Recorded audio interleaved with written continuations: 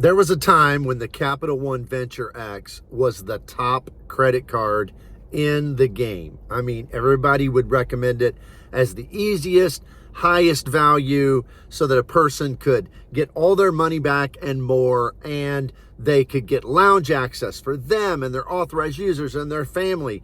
It was just the creme de la creme. It was the best of the best. But things have changed. They nerfed it some, and some folks, including myself, have been very, very frustrated with Capital One. And so as I'm considering whether to keep this card or not, I've been doing a little research. I've looked over what all of my cards, including this one, produced for me last year, how much return effective annual fee I got. And so it causes me, if I'm honest about it, to have to admit that here I have a card that I do not like, that I'm very frustrated with, that I feel like the numbers say I have to keep it. And so I'm going to tell you why that is in this video. If you would, please like and subscribe to the channel. I appreciate it so much. And let me tell you why I'm kind of trapped to have to keep my Capital One Venture X.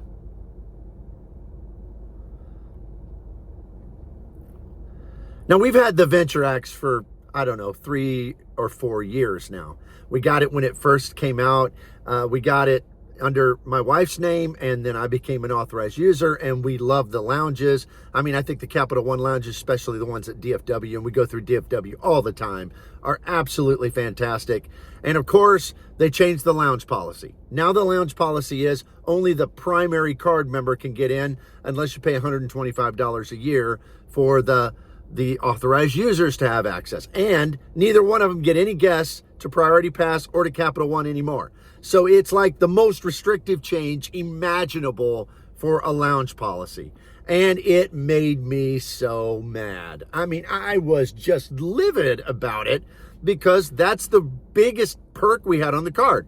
We've never put a ton of spend on it, except sometimes, at least in the very beginning, we put a whole lot on it because we were working on the sign-up bonus and kind of testing it out. But we have a lot of points in there with Capital One. And so it was like, it made me so upset. And of course, I'm thinking, I'm going to get rid of this card. We're not going to renew when the time comes up. We're going to downgrade or we're going to cancel it. And that has been my intention. And even with the new changes that have come to Built, I was approved for the Palladium card, so I'm going to get 2X on Built, and everybody who watches my channel knows I am crazy high on Alaska points, and I am over the moon excited about having a 2X card that gets me Built points.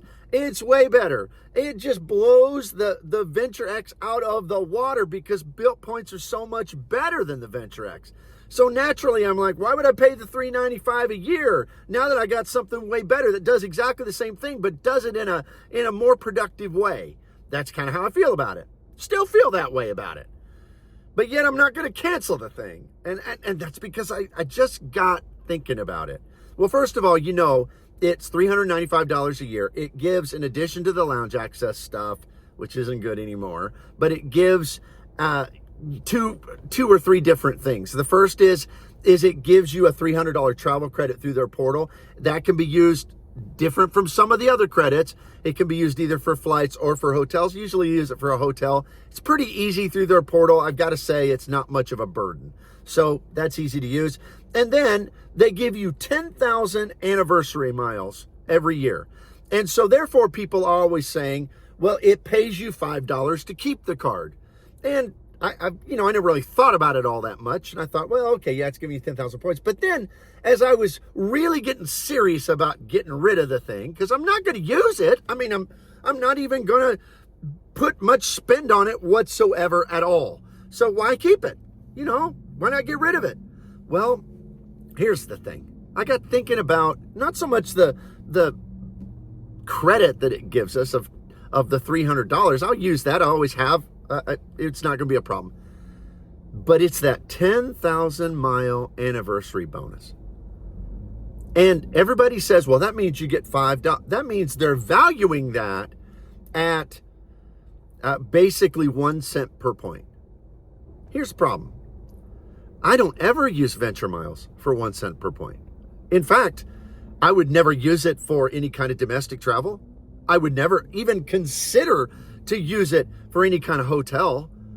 I'm going to transfer those points either to Air France or to Aeroplan, and I'm going to use it to go either in business class or in premium economy over the pond. And that means those 10,000 points, and I did the math, and I double checked it, and then I triple checked it. That means those points are not worth 1 cent per point to me. They are worth at least 3.5 cents per point. Okay, so all day, every day, I can find, because we're flexible in travel, so we can go when we find them, I can find Air Canada flights to Europe, and we always like to go to Europe, Air Canada flights to Europe in business class, and I can find those all the time for 70,000 points. For flights that are right at $2,700 for a one-way. $2,700, you do the math, that is 3.5 cents per point. So that means that 10,000 points is worth $350 to me. Now, it might not be to somebody else, and I get that. People have different travel styles. I'm not saying this card's good to keep at all anymore for somebody who needs their points to fly domestically on United or Delta or American. I mean, not at all. But if you're like me and you can just save them until you need a business class redemption, they're worth 3.5. Well, what about this? What's crazy is they're worth 9 cents per point for premium economy. And you say, well, how are you figuring that? Well, let me tell you. On Virgin Atlantic, you can find, and I have found it over and over, I have flown it, 10,000 points in premium economy to or from England, from the U.S., on Virgin Atlantic in their premium economy. 10,000 points. That flight would be $800 or $900.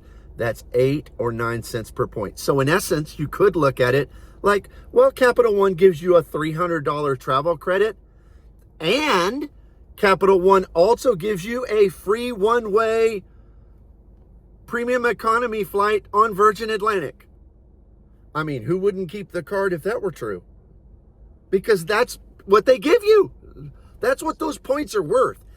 And so when I looked at that, I'm like, here's a card that, because of the $300 travel credit and the 3.5 to 9 cents per point, that's in essence giving me, in my situation, a whole lot of extra back. It's not paying me $5. It's paying me north of $300, maybe $400, maybe $500 for how we will use those points for travel. Now, in the comments down below, somebody's going to say, well, you can't value points that high. Yes, you can. I mean, some people can't, but I pay for my domestic economy flights. If a flight's not giving me at least 2.5 cents per point, even domestically, I don't use points. I save my points. My points are worth that much because it's all about how you use them. The second thing somebody's going to say in the comments is they're going to say, well, yes, but it's not really worth $2,700, because would you pay that $2,700?